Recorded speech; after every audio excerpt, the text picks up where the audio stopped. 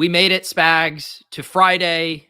The people enjoyed the crystal ball segment today, and now we must top it. And I think we have the guest that can help us top yesterday. Yeah, today we'll be having one of Pete's fantasy life pals, Cooterdoodle, on, who recently made some viral waves in her battle head-to-head against A.J. Dillon while playing A.J. Dillon. So we're going to talk about that. We also got a lot of Week 11 injuries to get into, and of course, the ride or die picks for every single Sunday game. So Pete, hit that intro.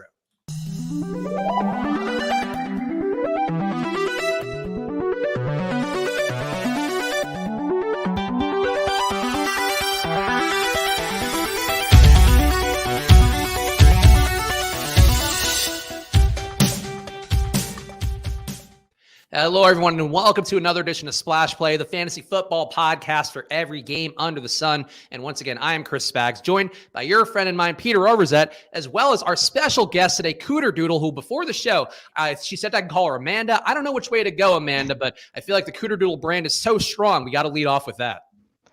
That works for me, whatever you're comfortable with. I hope we didn't just dox you. I mean, it's out there, right? I think I asked you that when you were on the randomizer too. Yeah, I mean, I'm sure some people will be shocked, but no, it's been out there. Okay. The shock that you have like a real name, that you're just not a person who exists entirely as a pseudonym? Correct.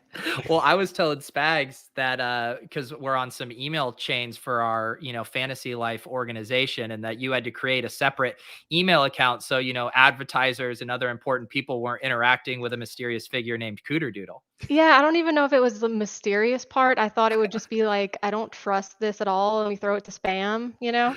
Oh, yeah. Yeah. It does sound like fairly spammy, but I love it. I love having to say it out loud. It's now kind of fun and enjoyable for me to say Cooterdoodle. What is the origin of the name? I feel like we have to ask where your Batman story began. I presume somebody shot your parents in an alleyway and then left a vaginal drawing behind, and that's the way it became. I cannot believe you guessed that on the spot. That's freaky.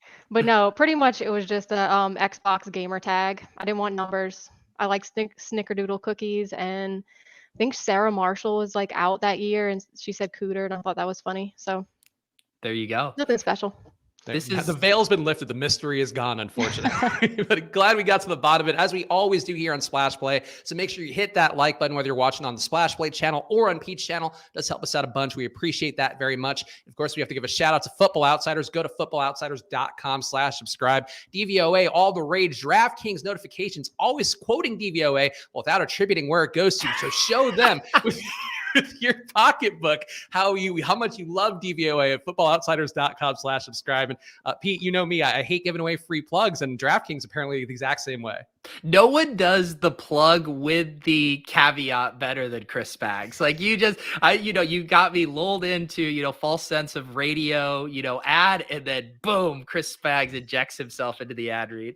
Got to protect the brand. I'm a VP of content, but you might not know by my disheveled appearance on a day-to-day appearance on the show. But I am here protecting the Football Outsiders brand. So go 99 cents a week over at footballoutsiders.com/subscribe. And I feel like, Amanda, we got to turn to you too. Give you a plug here, because you are on Fantasy Life. You're doing the social handle. Pete's doing the email newsletter. So I feel like it's only fair to give a plug that way for our good friend Matthew Berry as well. Absolutely. Yep. So follow MB Fantasy Life. Hey, Amanda, I have to ask you, has Matthew ever texted you and said that tweet shouldn't be a part of our brand? No, he's surprisingly very supportive. Not all the people that follow are, so I'm trying to find that ground of what's too weird, but he's like, go as weird as you want. I don't care. So that's really nice. Yes, you are doing an awesome job with that. And I also like the idea too of people maybe expect a certain thing from that account just because of the name, and you are just kind of slowly indoctrinating them into the bizarro world of fantasy that we want people to be a part of. Yeah, we're getting there. We started off hard with Josh's daddy, Josh Allen is daddy, and then we've been going from there. So there you go. Yeah, and then you also got little fetish people in the mix too, who are also probably very into Josh Allen, a big rugged Wyoming man. Who wouldn't be? So that's why you're getting served all the masters at once. Like Pete and I, when we talked about doing our baby talk fantasy football show for the fetishists out there, and frankly, Pete was very unwilling to come along in a way that really upset me, Amanda. Well, I always wonder, the Foot Clan, they have to have that niche market too, right? Oh, that's a good point. Yeah, I always wondered about that. A lot of foot fetishes just stumbling on and being like, well, I guess I'll play fantasy football in the hopes that Right. eventually I could see some sweet gams, some sweet toes thrown in my face. But let's talk about your recent stuff, Amanda, because I feel like the AJ Dillon story is an interesting one. I know Pete recounted it in the Fantasy Life newsletter that people should be subscribed to out there. But you played AJ Dillon. We're going to have you do some pro wrestling promos here, even though yours really wasn't like a pro wrestling promo. If anything, you kind of killed him with kindness / passive aggressiveness. But how did that matchup go for you? Because I feel like I did you win? I guess be the first question. If I would No, have no, no. won, you would have heard about it, you know? You would I have had heard to about like it. dig through your mentions, Cooter, to find how this went. I was shocked when I heard the true result. Yeah, well, I played a lot of Chargers players last week, and that didn't help. So, you know, I started off strong in the league. I was 4-0, and then I talked shit to like everyone. I made a big video about it, and ever since then I've lost. So it's kind of my brand. Like I talk shit and then I lose. Did you get any feedback from AJ Dillon? Did he acknowledge the presence of that incredible video? No, he didn't, which broke my heart a little bit, you know? I'm sure Come he saw on. it. I'm sure he thought of me when he scored. I have no doubt. I mean, it was pretty clear that you were so in his head that he didn't want to give you credit that you were in his head, I Yeah, he think. did it for me. I know it. He doesn't have to tell me. Well, the question I would have too, and I'm sure you know this from your time doing the Matthew Berry Fantasy Life handle as well as Pete and I do from our years of doing this internet content thing. But I imagine that game where you're playing AJ Dillon, you have the video going out there, then Aaron Jones gets hurt. Did you get any weird Packers fan tweets? Because they definitely seem like a fan base that would get riled up and maybe blame you some No. way. No, not really. I think because I wasn't ugly in the video, I mean, people were nice. It's not like I had bad juju and a voodoo doll, of Aaron Jones. So You were very friendly. I think you would endear yourself to Packers Nation. yeah, I mean, my rule of thumb for trash talk is kind of like it's a sign of respect. So that's the line that I teeter. I try not to go hard. Yeah, and I mean this week, I mean AJ Dillon is looking like one of the best running back plays again. So your team has to be looking pretty good these days. Yeah, if the Chargers can go back to their week 1 through 4, production, if Gronk plays, I'll be headed back to the playoffs. I'll have a chance. Otherwise, I don't know. So let's It's talk looking about some of grim. these injuries and news that actually matter then, because Gronk is one of those items. And I guess let's Mhm. cover the Bucks up top, because Gronk is going to be back from his back injury, at least according to what he was saying to the media. And Antonio Brown, it just felt like you guys, this is a Monday Night Football game. We're not going to talk too much about that until the Monday Splash Play edition. But Antonio Brown with his fake Vax card reports there, his personal chef coming out and saying that he had a faux Vax card from whatever the source would be. And I guess, Pete, I would ask you first here, how do you feel about this news about Antonio Brown, a man who's no stranger to shenanigans, apparently getting accused from some more? So you will appreciate this, bag. So that story breaks, and my brain. I normally kind of pride myself in. I know Cooterdoodle as well. Like you don't go to the most obvious joke. You try to go to A to C. And I thought I'd do some high effort joke here. So I did. I went and pulled the McLovin screenshot from Superbad, and I was in the process of photoshopping Antonio Brown onto that. And I kid you not, as I am saving the file from Photoshop, pardon my take, tweets out the exact same Photoshop. They even used the exact same image that I had downloaded for this one. And so then I just scrapped it, and then I just became smug about it. I was like, oh, it was too easy of a joke anyways. So Isn't that funny how that works? Like it's so brilliant, but if someone else thinks of it, it's like, that was just basic. it was so basic. So I was clearly over it. So yes, I got cucked hard on that one. I don't know.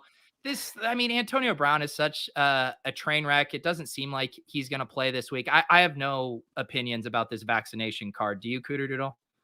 I honestly am curious about it because I don't know. I thought Antonio Brown had turned around. I was like rooting for him, which it's not like the end of the world kind of thing, but I'm just getting those vibes from like 2019 where it was just like one little crack and then it just started to break the whole windshield. So we'll see how it goes. Yeah, so that one's Monday Night Football against the Giants. So we'll talk about that more on Monday's show, but it looks like Antonio Brown not going to make it in, but back at practice catching on the jugs machine, and we'll see how that goes for him. DeAndre Hopkins, though, was ruled out before their divisional matchup against Seattle, and Kyler Murray still a game-time decision. And Pete, I guess the question I would have for you would be who benefits, given that we have seen Christian Kirk take a pretty big rise upwards, while Rondale Moore, a really low snap count last week. Yeah, I was just talking this through with Pat on my GPP show earlier, and he really likes Christian Kirk in this spot. And yeah, Rondell Moore has basically just been relegated to just kind of like a gadget player at this point, and so he's not really usable. It feels like one of those weeks where I get excited about Christian Kirk, and then AJ Green scores 2 touchdowns. But it's a good spot for the passing game. I think Zach Ertz also is probably a beneficiary as well. Amanda, you got any thoughts here about the Cardinals with really depleted forces here, not bringing out the big guns, even though they do have this matchup against Seattle that could be important down the home stretch? I don't know. I like the Cardinals this week. I really do. Seattle kind of scared me last week, and I don't know what that was about, but I like the Cardinals. I think it's still okay. Yeah, so Christian Kirk definitely going to be the guy picking up the most routes here, around 47 last week without these guys, or played 47 snaps last week without having DeAndre Hopkins in. So we'll see how that goes. And worth pointing out too, Antoine Wesley ran an ass load of routes last week as well. It doesn't matter too much, Pete. I feel like you're not touting Antoine Wesley, so we can't be one of the better Cardinals. Yeah, I mean, that's the thing. Instead of expanding Rondell Moore's routes, they plugged in a guy that I hadn't heard of until last week. So yeah, that's great. What also, not to derail our news segment, but why we have Amanda here, we should ask her for her thoughts on her beloved Saints. She is a noted Saints fan, even attends games IRL. But Amanda, they have to be the worst fantasy team this year. There's no joy there. And there's not. I'll tell you what, though, just to kind of talk to the IRL, when they beat the Bucks, and yes, I'm going to keep talking about it because that's the one highlight I have this season, a fan. That was the most thrilling game to watch live. And then we're going to play the Bills. I'll be there in like 2 weeks or whatever. But yeah, I'm nervous. I'm so nervous because I think, is it the Eagles this week?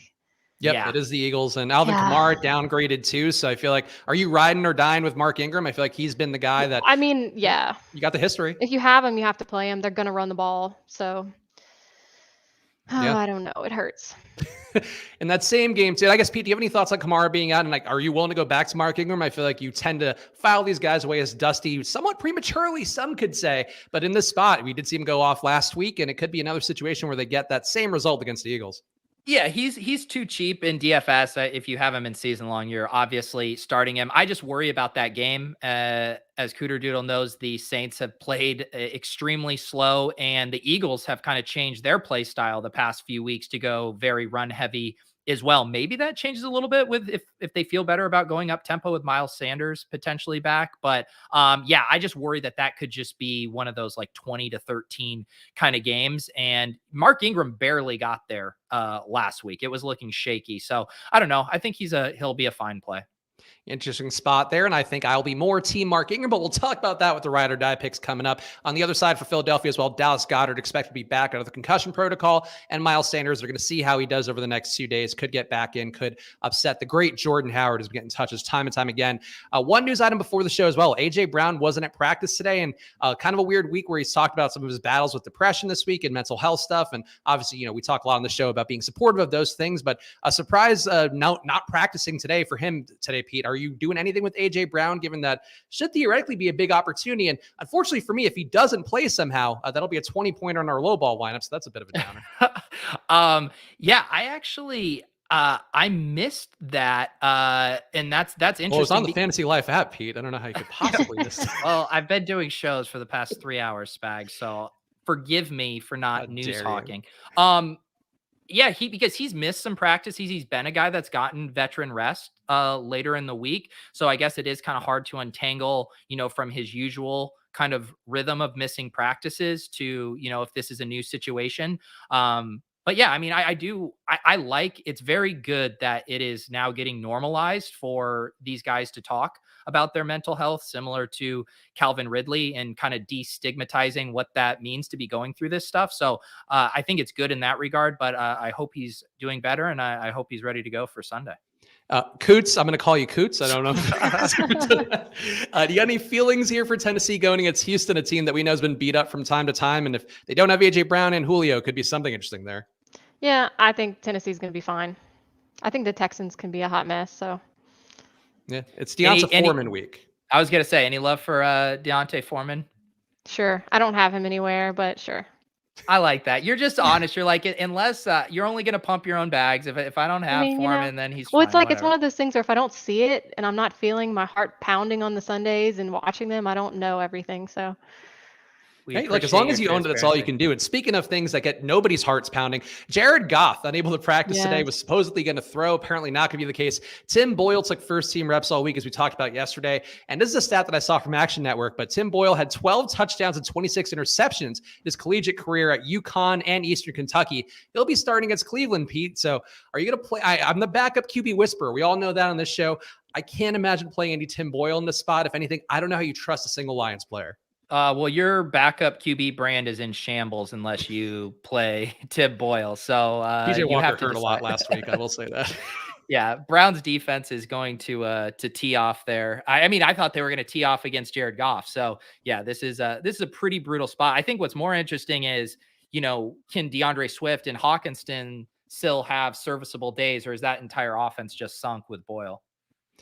Cooter, you got any things here for Detroit? I'm trying every different variation of your name. I don't know. I'm excited to see Hawkinson this week because didn't last week Cleveland give up a good bit to tight ends and through the airs? Like I know it's not looking good. It's the Lions, but Hawkinson had a goose egg. I think he comes back this week decently. I don't think he's going to go off, but I don't think he's going to have another goose egg.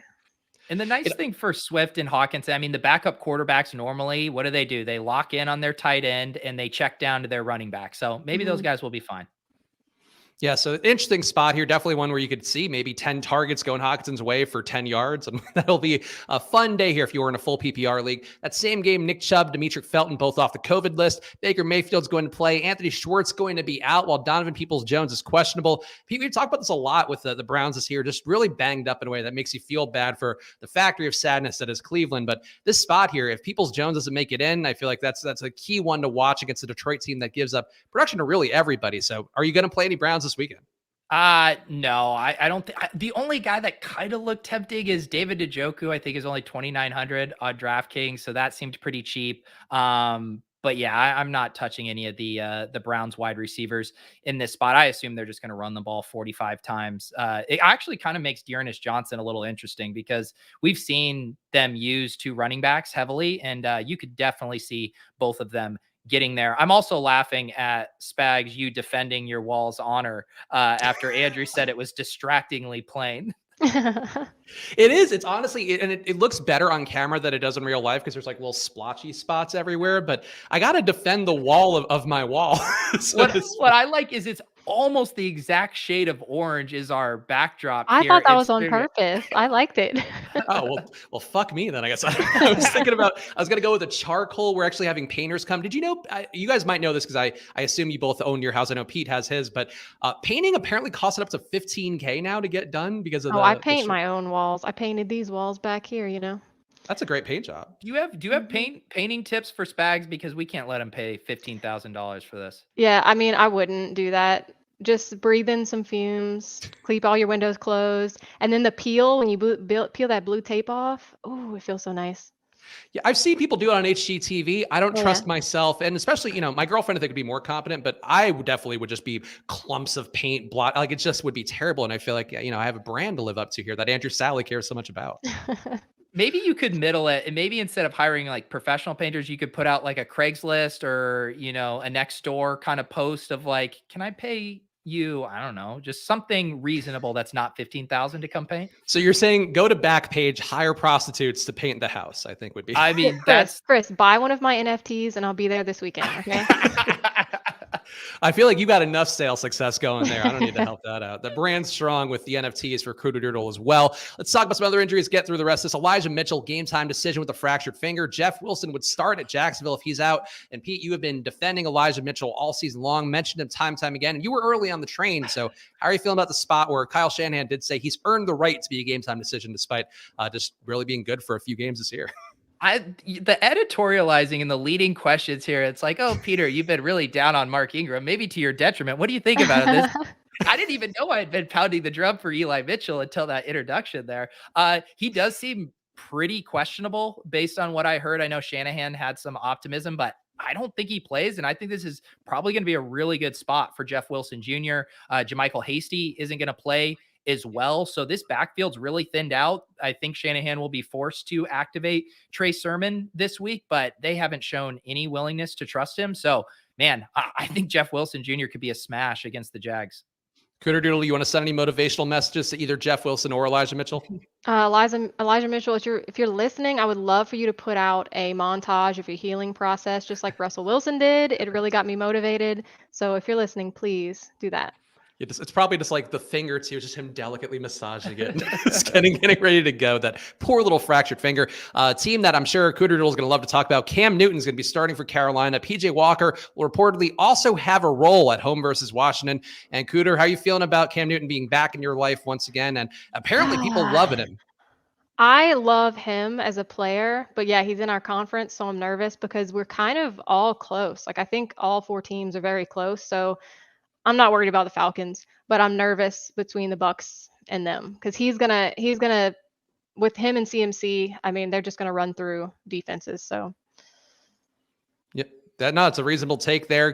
Pete, how are you willing to go to any Cam Newton this week, given that he did score 2 touchdowns last week, did seem like he had the goal line work going? And I guess, are you worried at all about PJ Walker? Of course, the XFL superstar we all know deserves a shot, and it's unfortunate he's not going to get it here thanks to Cam. Well, the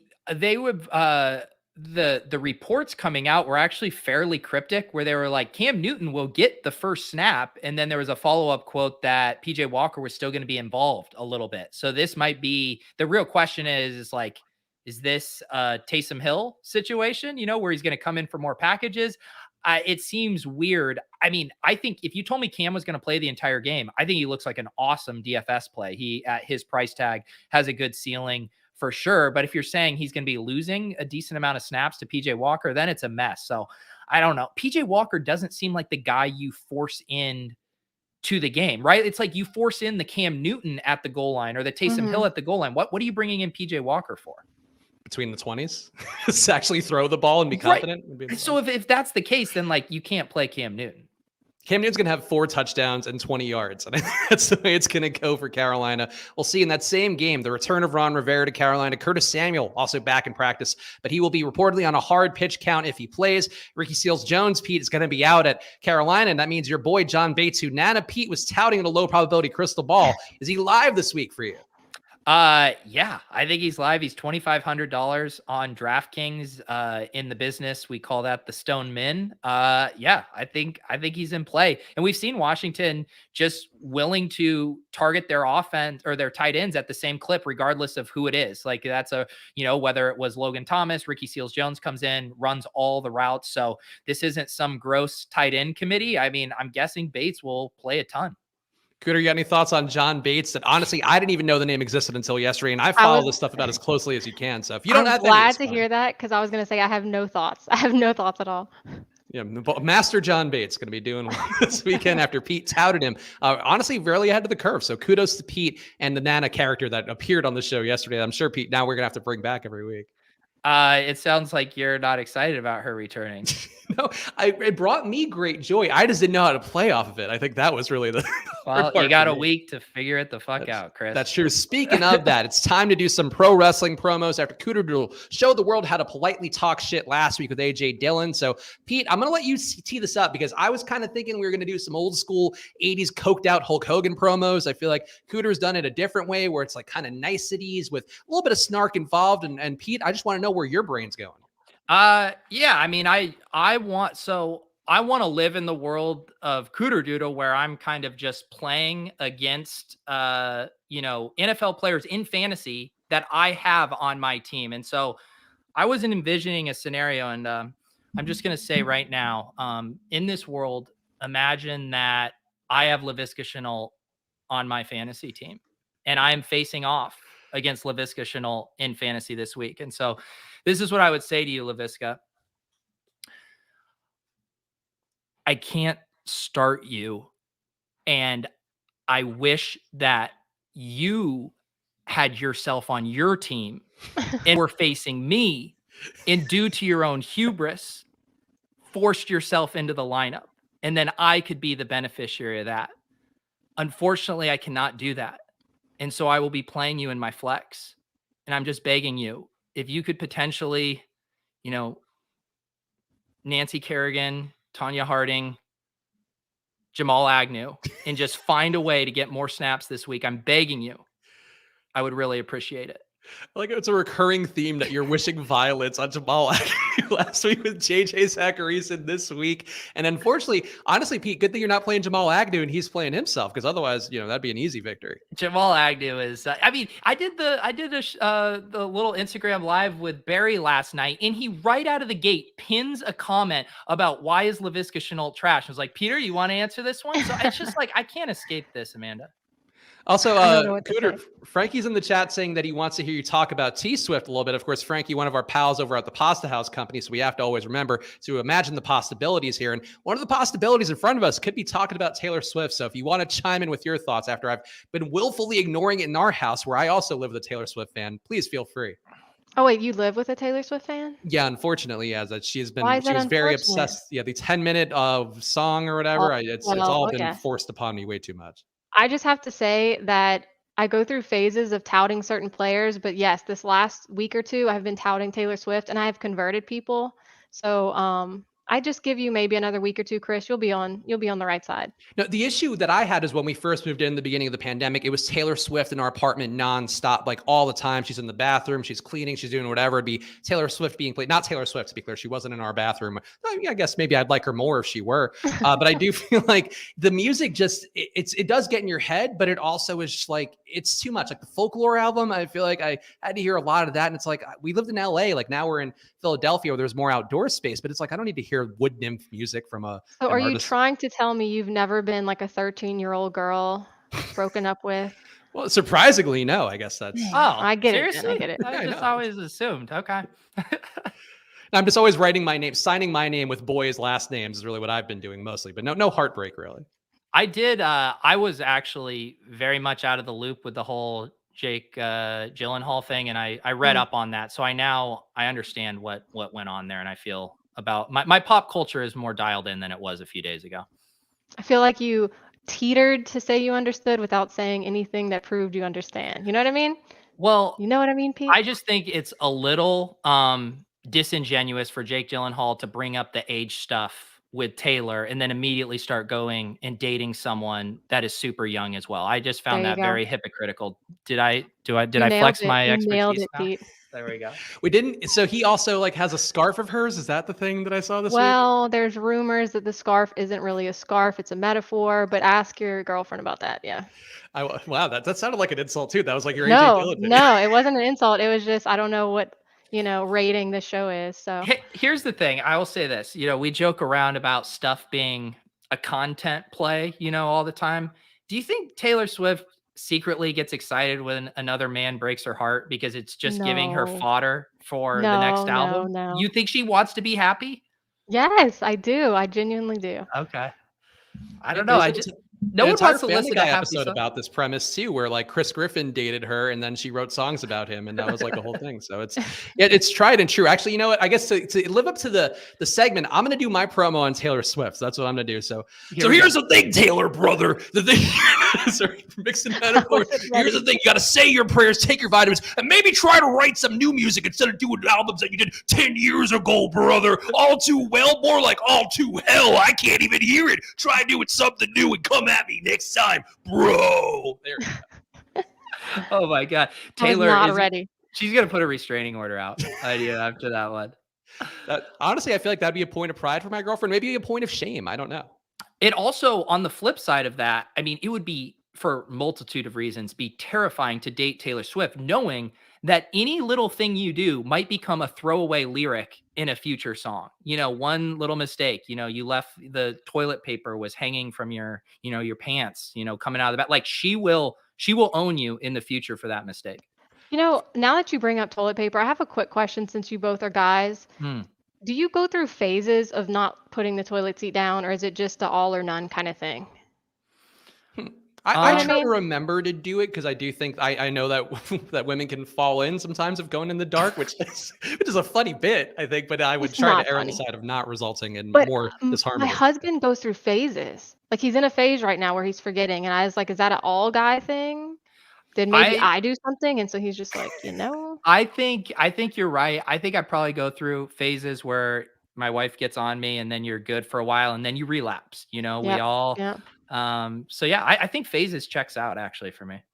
Yeah, I know for me too. I always I had a I had a phase of not lifting the seat because I was living bachelor life for a while and lift the seat every time. And then sometimes if you're perhaps less cautious in the middle of the night, then somebody else observes some pee on the seat and that could lead to some disharmony too. So there's a lot of things here that I feel like toilet seats really one of the biggest things that lead to divorce. I feel like if we had the research. And I honestly, falling in feels almost just as bad as drafting Allen Robinson early. Like, it's almost the same feeling.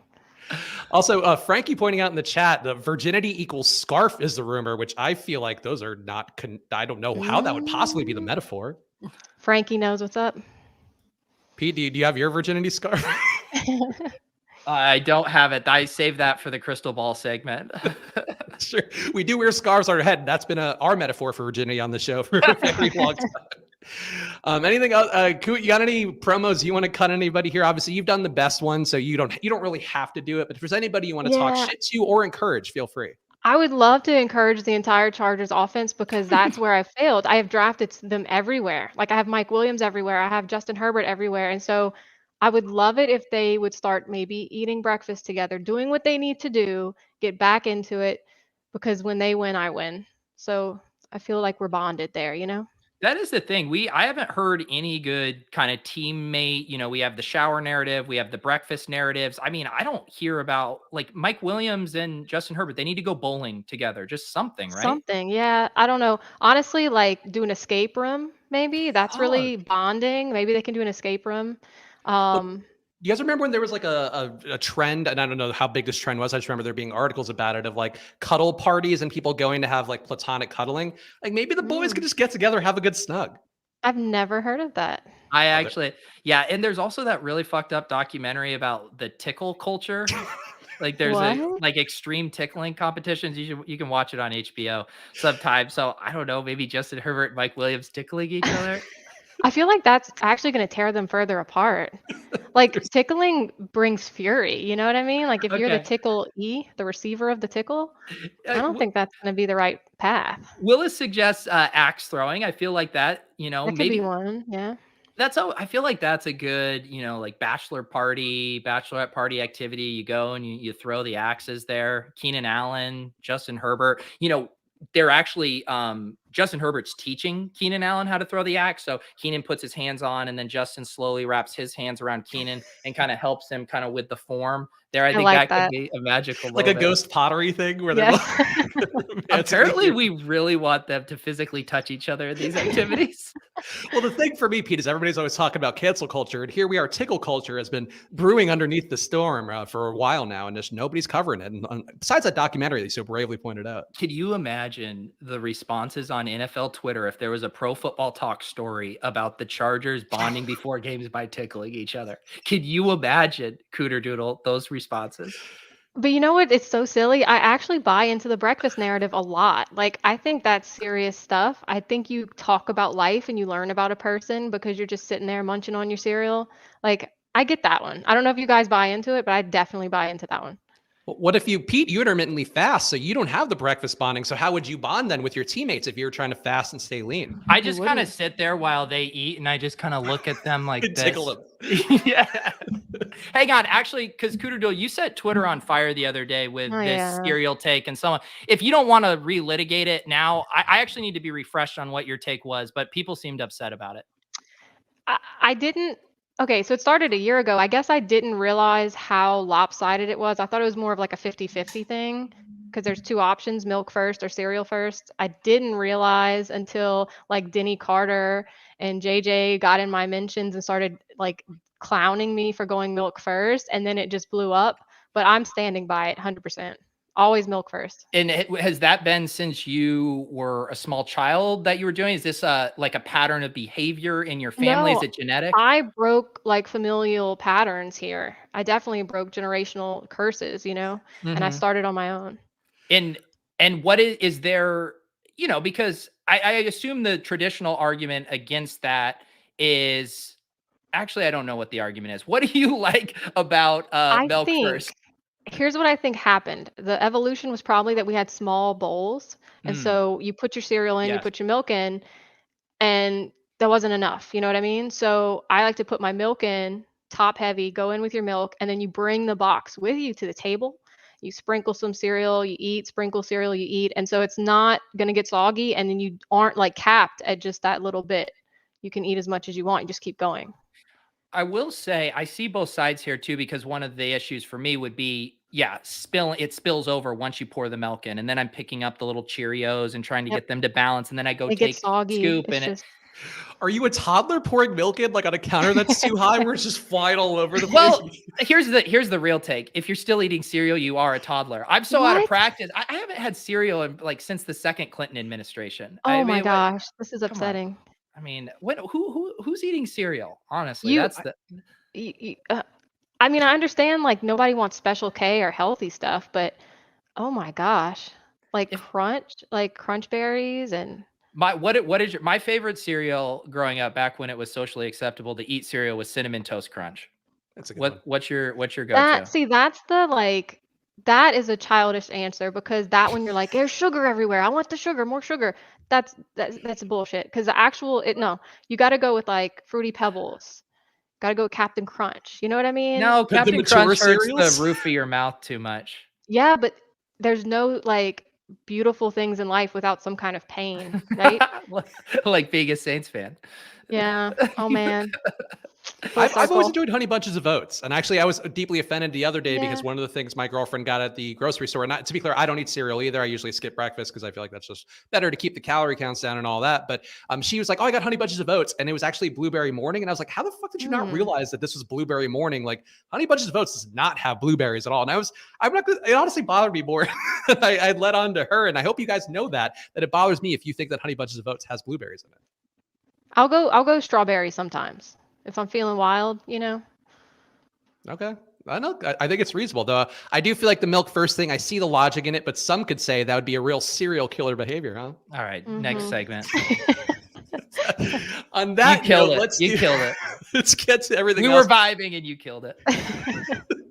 Oh, I'm sorry. I'm trying to move the segments along, Pete, with great puns. But let's talk about our troll equity play of the week because we got enough time to hit it this week. And of course, we do try to sometimes cover this. And honestly, there is one guy that jumps out based on the ownership projections out there, of course, from Osmo, from Rotogrinders, whatever site, ETR, whatever sites are pulling on there. AJ Dillon looked like a very chalk play. And it does seem a troll situation could be occurring there. But Cooterdoodle, who do you think would be the troll play this week in DraftKings and FanDuel in particular? I will Well, also admit that I didn't prep Cooterdoodle for this segment, so I apologize for springing this that's one on okay you. because I have an answer. I want everyone to know that I learned what chalk means last week. I just learned. And second of all, I don't have an answer because I don't get to play DFS in Louisiana. So Oh, I'm that's living right. That is one of the weird vicariously states that through you doesn't matter. guys. Yeah.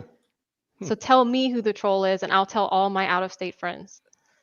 Well, Pete, who would it be then? If AJ Dillon's the chalk, or you also got Tyreek Hill looking pretty highly Well, owned potentially, who would If it you be? want the true AJ Dillon troll, it would be Patrick Taylor. He's their next man up in that backfield. Everyone's gonna be super excited about AJ Dillon and Cooterdoodle earmuffs. Patrick Taylor scores 2 touchdowns. AJ Dillon just kills your fantasy team this week. No, he does not. No, he does not. I think the Aaron Rodgers troll play seems more prominent where like all these guys are running a ton of routes last week, playing a ton of snaps, all the receivers, rather a lot of 4 wide sets. And I feel like just them not using AJ Dillon at the goal line, just instead throwing Devontae Adams 3 touchdowns, 1 to MVS. Like an Aaron Rodgers gets 5 passing touchdowns for himself, maybe even runs 1 in. I feel like that's the move really for That would people to be hurt. so mad. Yeah. That would annoy me.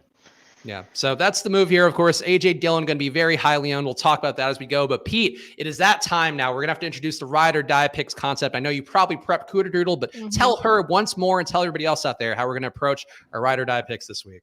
Yeah, so we're going to go through every game this week, and we are each going to give one pick. It can be fantasy, it can be sports betting, it can be a player outscoring his teammate. And based on how aggressive you are, will determine if you get 1 point if you're right, 3 points if you're right, or 10 points. Now, sometimes these picks, we run them through our calculators and we say, well, that's technically a 6.4 pointer. We don't have those, Cooterdoodle. They're 1, 3, or 10. And so what normally transpires is a very intense negotiation to figure out what points will be applied to your pick. So you not only need to have hot takes, but you need to be able to defend them for their rightful point total as well. Okay. It's a lot like a John Grisham movie or a book turned into a movie here, where you have to do half lawyering, but also, reach our hearts, really tug at the heartstrings as part of that process. Speaking of, let's start off here. Baltimore, 24.5 implied points. Chicago, 4.5-point dogs at home, 20 implied points for them. Nothing too noteworthy in the edjsports.com lines. Of course, we run 100,000 simulations to find what the results should be. And Pete, I will let you set the bar here. What's your ride or die pick for Baltimore and Chicago? All right. I will. The pick I want is worth more than 3 points, but it's not a 10-pointer. So we're going to have to talk this out. I want Justin Fields outscores Lamar Jackson in this game. Okay. In my Spags, in my heart of hearts, I think this is like a 7-pointer. Would you I think it's agree? like a 7.5 is what I was thinking. So will you give me Justin Fields outscores Lamar by 3 points? 3.5. 3.5 deal.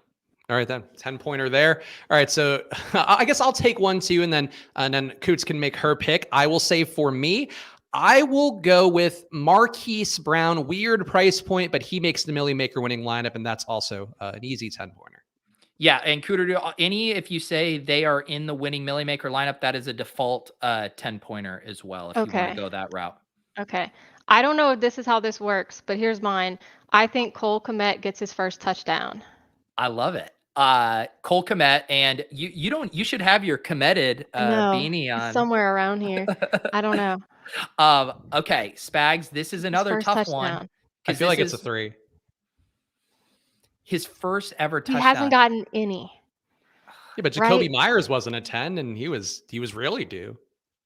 Spags, let's give her a guess. You want to give her a 10? I'll give her a 10. I want to give her a 10. I mean, I just believe in gender equality, and I feel like she's a strong woman who needs to know what a 3-pointer is and ride or die picks. I'll take the 3.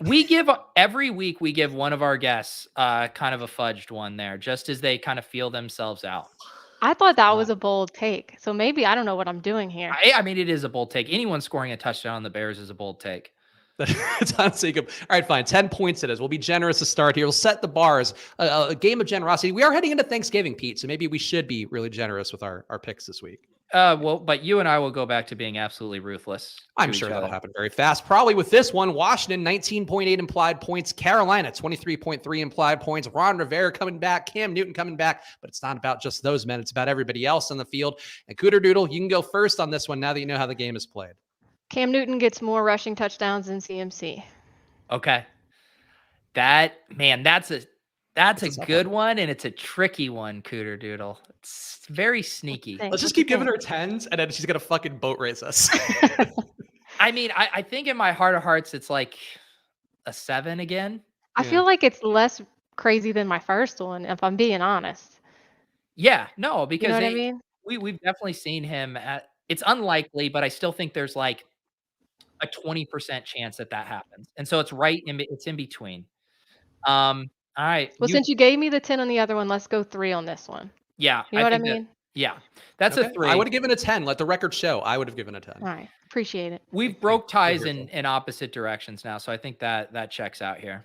All right, I will take the next one then, and I will say, oof, I don't know why I wanted to go next. I'll say Robbie Anderson outscores Christian McCaffrey. Is that a 10-pointer? Yeah.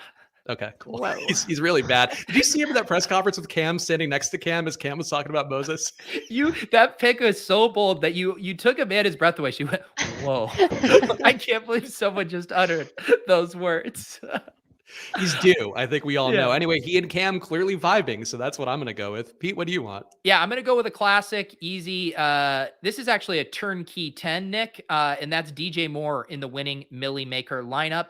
I think he still has that upside. Maybe Cam unlocks him, 5,900. Pretty cheap, and I don't think he'll be that popular. So DJM winning. All right, next game up, we got the Niners, 25.8 implied points. Jacksonville, 19.3 implied points. So big underdogs at home. EDJ Sports has had this as a 55-point line, even though the books have it as a 45-point line. So maybe worth betting the over on this one. And I think we're due for me to go first. And I will say, this is not going to be that brave. Deebo Samuel, highest scoring player in the game, or outscores every Jacksonville player by 2x. Is that 10? Okay, so you're saying skill. So Trevor Lawrence included? If it gets me to 10, I'll include Trevor Lawrence. So you're saying like if Trevor Lawrence gets 16 points, then Debo's got to get 32. I will give you 10 points for that. Yeah. Okay. I will accept it then. Amanda, what do you want? Yeah. I don't know. You said Jacksonville? Yep. Yeah. Carlos Hyde outscores LaVisca Chenault. Is that something? That's a 1-pointer at this point for poor Oh, is Pete. it? Okay. I don't know. I'm sorry, Pete. No, it just hurts. I mean, it's fine. It's a 1-pointer, but it's fine. I'm looking at the projections, and I actually think that's by the projections, that's a 3-pointer. Mhm. So, I would all agree. right. Cooterdoodle just really twisting the knife with her picks. I am gonna do. I should get Kyle Juszczyk touchdown, 10 points. 10 with it Yeah. with an injured running back. I didn't know anything about injuries, but I mean, a fullback scoring is a pretty unusual occurrence. Do we need to Not go for look at Kyle the anytime? Juszczyk. Do we need to go look at the anytime TD odds? It's gonna be like minus 150, like it was for Zach Pascal. No, I'm gonna. Okay, I'm gonna look this up as we move on. Okay. And if this has an implied probability of less than 10%, it's a 10-pointer. Fine, deal. But I hope that's not the case, because it feels like that shouldn't be the situation if Eli Mitchell is out. But Green Bay, 24 implied points, Minnesota, 23 implied points. And I think, Amanda, you are due to go first in this game with your arch nemesis, AJ Dillon. All right. I'm gonna keep it stuck to AJ then. I didn't realize we were supposed to do this for every game, so I'm kind of trying real quick right now. So I'm gonna say AJ Dillon gets 2 touchdowns again Okay. and Hmm? 75 yards. I don't know. What is that? Pete, how does that sound to you? I feel like that would sound 2 touchdowns is tough. 75 yards. I feel like 102 touchdowns would be 10. Yeah, 102 is what All we right, call it normally do. 102 then. 102. Let's do it. Okay. Okay, done. So that's a 10-pointer. Pete, did you figure out Kyle Juszczyk's touchdown? No, I'm prop yet? trying to find a sports book that actually has it up here. But Francis is tilting in the chat. He says it's such a lock. I'll book that bet with you straight up, Francis. I'll take the Kyle Juszczyk doesn't score side, and we could bet for however much you want. I'm still gonna find a sports book. If someone has a sports book where they can find this, let me know. All right. So Green Bay, I'm going to do. How many points for? Can I just do a 3-pointer? Justin Jefferson outscores Devontae Adams. Yeah, I think that's fair. Okay. I will take. Okay, so this is one, Pete. I know we close this loop, but I do think for this game it should count. Top 5 scorers come from Green Bay's side. I love how you. So I mean, But it's not a blowout game. No, I know. To fill you in, I used to do this in Ride or Die, where I do top 5 scores from one side, and then Spags shot it down because I was doing too good at it. Mhm. And now Oh, he now wants he's to do it stealing it. himself. Yeah. I mean, he's got the right strat there. Mhm. I will allow that just because it includes quarterbacks, and so they have to outscore Justin Jefferson, Dalvin Cook, Kirk Cousins. Knock yourself out, Spags. Okay, I will take that. I'll take the concentration of targets here. Let's keep it going. We got next game up. New Orleans, 21 implied points. Philadelphia, 22.5 implied points. And it'd be rude to not let Amanda go first here. So what do you want for your ride or die pick? Jalen Hurts does not throw a touchdown. I don't think it's that. I don't think it's a 10. That's a 3. Yeah, that's a 3. I think it'd be pretty unlikely that he'd have 0 pat. Yeah, that feels like a 3. Okay. I feel like Cooterdoodle is making us think hard about these. They're just off kilter enough that I always feel like she's pulling a fast one on us. Yeah, I would agree. I think it feels like a grift is what I would say, but neither here nor there. Pete, what do you want? Spags, now that your boots in the ground in Philly, do you have any, you think Dallas Goedert plays this week? The buzz in the street is he's going to play. I was talking to all the locals here around my part, just outside of Philadelphia, and they're all like, yeah, Dallas is going to make it in this week. Shh, don't tell Pete. And unfortunately, I just decided to tell you.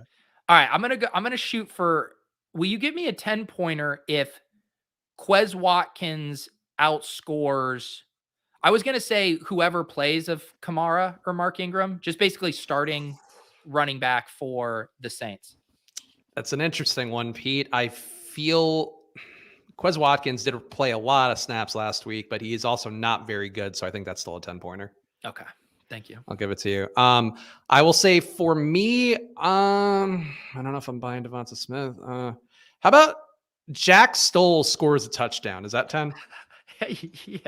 Okay. I mean, yeah, if Goddard doesn't play, like his odds will go up. Goddard's going to play. I think the Sirianni said today he's got on track to play. Okay, so you're the guys so at that's why I think the it's 10, Wawa were actually feeding you good information. it was actually Nick Sirianni. I didn't want to reveal him as my source, but we were hanging out. We were at Wawa, getting some hoagies and grinders. Okay.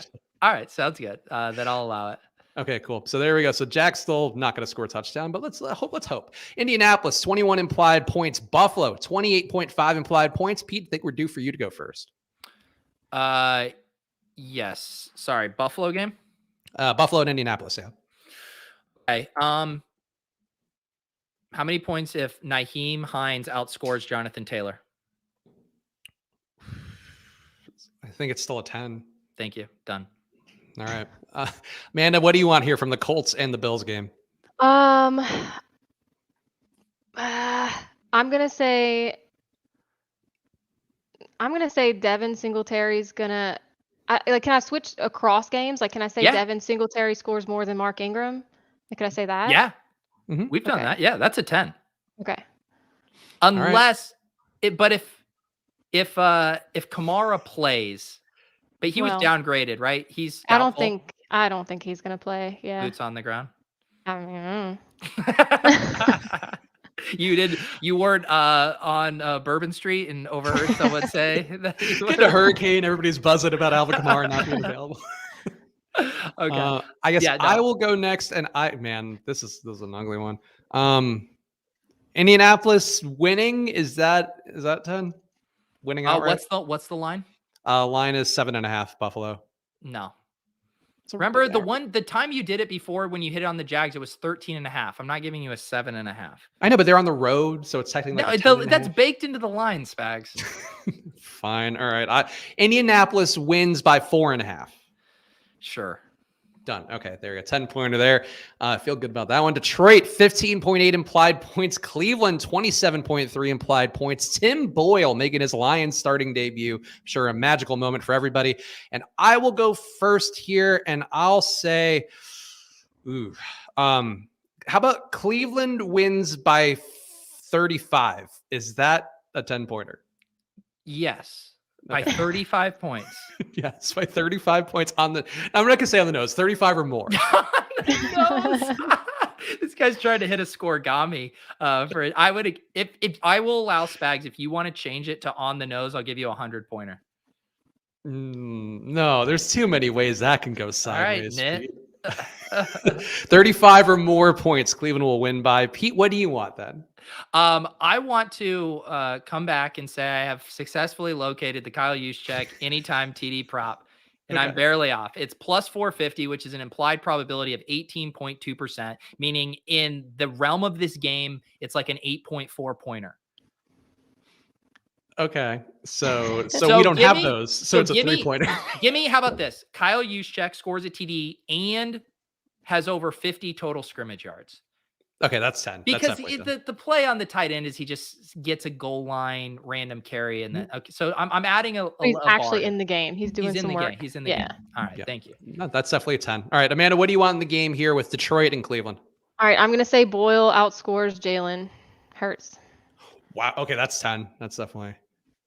Yeah, that's actually a very brave. I'm going all in. I'm throwing bad Eagle juju. Just shitting on the Eagles left and right. That is how we know you are a true Saints fan. Yeah, Pete, what do you want? You didn't pick anybody from this game, right? You just went back to San Francisco. Yeah. Let me see here. Sorry, which game is this? This is Detroit and Cleveland. Yeah. Oh yeah. All right. I'm just feeling so spicy. 10 points. Khalif Raymond outscores Nick Chubb. Oh wow. No, I took your breath away. Honestly, I want to give you a 100-pointer for that one, but that's please do. But I won't. I want to. I won't, unfortunately. Next game, we got Miami 24 implied points, Jets 20.5 implied points. The unvaccinated Joe Flacco making his debut, or his starting, I guess, debut here for the Jets. And actually, I don't think I'm due to go first. I think I'll go first. Pete, you can go. Or Amanda, yeah. Gesicki is a top 5 tight end this week. That's a 3. Yeah, it's a 3. Because I think he's what, like ranked 7th or 8th overall in most. Yeah, and they're still missing all the guys who aren't Jalen Waddle. So I feel like that's a Cooterdoodle is 30. trying to play naive. Oh, I thought he was outside the top 20. No, I didn't. I'm just looking at games and names. I'm like, I'm gonna just throw this out. That's what we do. We just throw a lot of bullshit out. What do you want, Pete? What bullshit do you have for this game? No, I've got lots of bullshit, Spags. I know you do. Let's see. The top 5 score. Okay. How many do I get 3 points if Michael Carter outscores Jalen Waddle? 3. Okay, I'll take it. What about if Ryan Griffin outscores Patrick Laird? What? That's tight end Ryan Griffin. He's projected to score more points than Patrick Laird. What about if backup tight end Trayvon Wesco outscores Patrick Laird? Sure. I'll Is give that you 10? 3 points. No, they're projected for the same amount of points. I don't But think I that's... believe in Patrick Laird so much that it's a 3-pointer. Okay, then you know what? I won't take that. I will take Tua Tagovailoa in the Millionaire Maker winning lineup. That's 10. Yeah, There we because there's I no couldn't get a negotiation on spite that. 10. I have to take a regular 10. I kind of Thanks, do. Pete. I said on the Swolecast that I feel like whatever that a stack from this game is going to win someone the Millie Maker. It just does feel like the Millie Maker kind of game. I think Tua turned a corner with that game the other day where pressure was off. Now watch him be fucking terrible and lose. You want to apologize because all you did on this show for about a year and a half is talk shit about Tua. I know, and then I made my own projections and he keeps popping up, and I go like, all right, Tua must be better than I realized. Houston 16.8 implied points. Tennessee 27.3 implied points. We're gonna assume AJ Brown's in for this one, but Pete, I think you are due to go first. Yes, sorry. Which game? Houston and Tennessee. I'm still looking for Kyle. You're just looking at Kyle Juszczyk props. I'm line shopping for Kyle Juszczyk props. Okay. I'll say Donta Foreman in the winning Millie Maker lineup. I believe. That's a solid one. Logical one too. Nice price tag on him. Cooterdoodle, what do you want here? I don't know if I'm doing this right. I'm gonna just say Nico Collins in the Millie Maker. Does that work? Yeah. Okay. That is a brave one. That should be like a 25 pointer. I think we'll give you an honorary 25 for that. Okay. Okay, there we go. Do you have any boots on the ground takes about Nico Collins? Nope, no boots. I didn't know if anything kind of just wafted its way over the gulf there. And okay. I'm gonna leverage against Cooterdoodle's pick, and I'm gonna say Danny Amendola, Millionaire Maker winning lineup. Wow. You guys are. Can I get what you guys are smoking today? 34 snaps last week for Danny 3 for 3? Amendola. You want to pick another? I did Donta Foreman. Oh, you want me to pick a shittier player? Yeah, 3 for 3, just wild them out. All right, yeah. Rex Burkhead in the winning Millie Maker. There you go. Perfect. Also, Pete, I'm not smoking anything. In fact, I've had to rely on our viewers to help connect me with things in the local area. Because apparently legal weed, not really legal in New Jersey. Didn't know Our that. Viewers? Yeah, one of our viewers, yes. Wait, one of our viewers is hooking you up with weed? Maybe. I don't know, Pete. I don't know. Allegedly. Why can't you say their name? I mean, they're our viewers. Because I'm sure they prefer their anonymity. What does their name rhyme with? Internet person. Wow. I'm sorry to protect your drug dealer. What am I narking people out on YouTube, Pete? On our sponsored show? Are there any Splash Play viewers in Massachusetts that want to hook me up with drugs? Can I get an at FBI in the chat, please? Tag them. There you go. All right, next game up, we got Cincinnati getting 25.8 implied points. Las Vegas, 24.8 implied points. And I think, Amanda, you can go first. I feel like I don't know. All right, let me see. I'm going to say, I don't like the Raiders, I'll be honest. I'm going to say Derek Carr.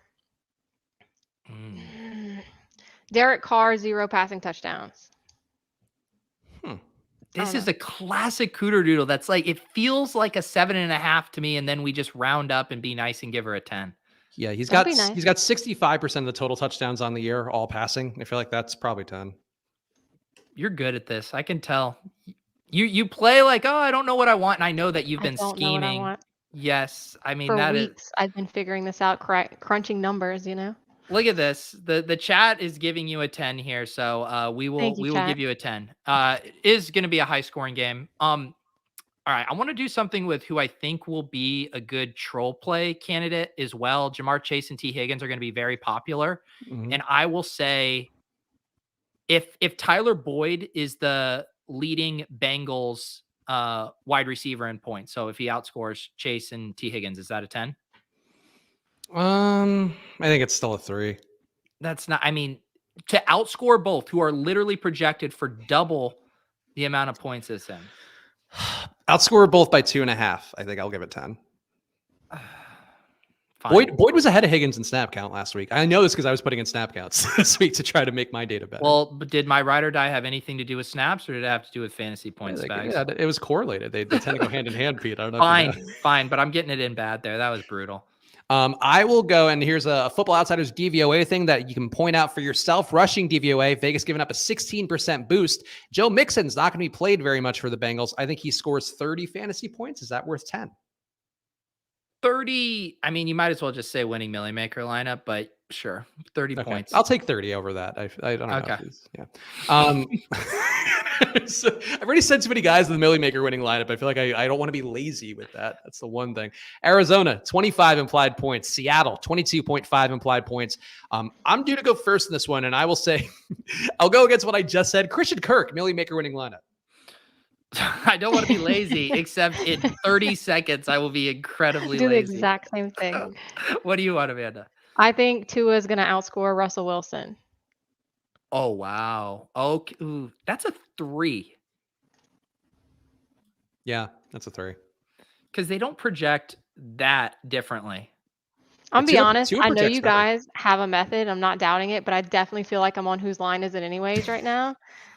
What do you mean? Like, 2. That's a 6. No, Like, I know you have reasons, but it feels that way. Well, I thought you mean? meant the genius improv is what you Yes, that too. No, the reason is this. I'm seeing Russell Wilson 20.7 projected points to a 19.5. So if anything, that should be a 1. And we're giving you a 3. So Tua over Russell? Tua over Russell, they're projected within 1.2 points of each other. So Okay. it's close. I'm actually seeing Tua projected as higher. Osmo's got Tua at 20.8, Russell at 19. Basically, you should be wild. paying us to make this pick, is what we're trying to say. That's crazy. I thought this one was like a 3, a solid 3. We're gonna give you 3, but it's a 1. Okay. I don't understand. Willis, do with that what you will. Pete, what do you want? All right. Will you give me 10 points? Zach Ertz outscores Tyler Lockett. Oh boy. I mean, you're buying the dip here on Seattle, which I think is I'll give you 3. I'll give you 3. No, outscores him by 2.5 for 10. Okay. 3.5. 3. 3.25. Deal. Done. All right. Next game. See, now you're learning how it goes, Cooterdoodle. You see, it's not I just like all this because that's not how you're just. they were just This is how you shake hands. Well, yeah, I would have to go. So, okay, Pete, go to this side. There we go. Okay, wait. You got to reach through. You got to reach through. Okay, there we go. Okay. You want to do a high five while we're at it, Cooterdoodle? This is so. All right, now let's tickle Pete. No, Cooterdoodle, will you put your head like closer up at the frame so I can pat your head? It was so cute that you thought Tua was a 3-pointer on Russell Wilson. No fantasy shows will be doing this weekend. That's probably the dumbest bit we've ever done on this show. Dallas, 27 implied points. Kansas City, 29.5 implied points. 56.5 point line. EDJ Sports 100,000 simulations has it a 56-point line. So there'll be some points scored here. Amanda, what do you want in this game with Dallas and Kansas City? In this world where I don't understand points, this might be a 1, but Tony Pollard outscores Ezekiel Elliott. That's a 10. Is that a 10? Okay, I don't understand what I'm doing. All right, I'll take it though. I'll take it. Yeah, that's brilliant. I mean, it's the strategy is really working out well for you. No, this is actually again a classic Cooterdoodle. It's like a 7.6 that we're gonna round up to a 10. You don't have to round up. I mean, you don't want us to round down. You're closer to the 10 than you are the 3. Mm-hmm. I know how rounding works, Peter. Wow, Peter, women know math. I don't know if you knew that. Will you pat me on the head condescendingly for thinking that? Okay. I am going to do 10 points. Michael Gallup outscores Tyreek Hill. Oh, wow. Okay. Yeah. Thank you. Yeah, I get it now. I get it. That is a 10 that would point. also be the troll play of the week, I think, given Tyreek's ownership. That's expected. Yes. I will say, okay, Byron Pringle, who Nana Pete was very on yesterday, I believe. Byron Pringle outscores Tyreek Hill and Travis Kelce. Is that a 10-pointer? Yes. Okay. Both of them? Yeah. Yep, both of them. Combined. Yeah, for sure. No, to be combined. Yeah. Byron Pringle, 50 fantasy points. What a game. Yeah. No, I think that's a 10-pointer. All right.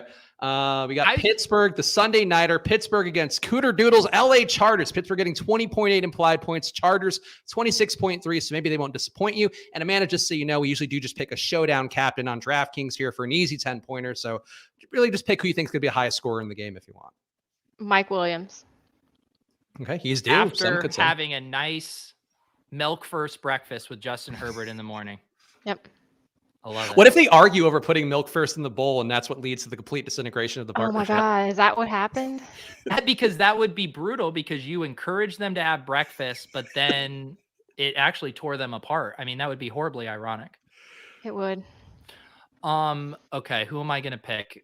Captain, my captain. I'll do Austin Eckler. Okay, Feels like Austin an Eckler, it's a reasonable one. I will go. Is Chase Claypool back? He's supposed to be, right? He returned to practice today, limited. I'll take Najee Harris, showdown winning captain. Real creative. Yeah. Oh, as opposed to Austin Eckler, that unknown quantity that we had there. That was an inspired pick, and I stand by that. All right, there we go. Those are the ride or die picks for this week. Amanda, please tell everybody the plugs here. They should be following you on Twitter at Cooterdoodle. They should be buying your NFTs whenever one is up for sale at 10 times market value. That's what I would say. What else do you want to plug? And you can also follow at MB Fantasy Life on Twitter and Instagram. Sign up for the newsletter. I don't know. That's about it. All right, Pete, anything you want to plug here? I'm sure you're doing some content as you like to do. No, I'm taking the rest of the weekend off. I'll be back Sunday morning for my usual DFS cram at 10:30 a.m. Eastern. I will again reiterate, if you guys aren't following Cooterdoodle on Twitter and the MB Fantasy of Life account, do yourself a favor and do that. A very, very fun follow, and we appreciate you coming on today. Thank you for having me. So make sure to follow at Cooterdoodle and at MB Fantasy Life to see all of her tweets. Follow at Peter Overzet, follow at Chris Spags, and also make sure to follow at Splash Play Pod so you can see whenever we're doing a show. Because Pete, I presume we're gonna have to negotiate what we're doing next week because of it's Thanksgiving next week. It came up on us fast. Maybe we try another. I think I'm trending toward a Blackout Wednesday again. I was watching Lulz. I didn't get to watch the whole episode, but we could do the crossover show if we want to do that. If Gretchen and Pat would be up for it. Yeah, I think something like that. So let's plan on we'll do the Monday show as usual, probably be a Wednesday show, and then we'll call it quits for the week. But tune into the handle. We'll tell you guys all about it on Monday. We appreciate you for being here, and make sure to go to footballoutsiders.com/subscribe. 99 cents a week to get all the data on there. They'll help you make better lineups so you can see DVOA. DraftKings won't tell you everything. We'll tell you it all at footballoutsiders.com. So go check it out, footballoutsiders.com/subscribe. Enjoy your weekends. See you soon.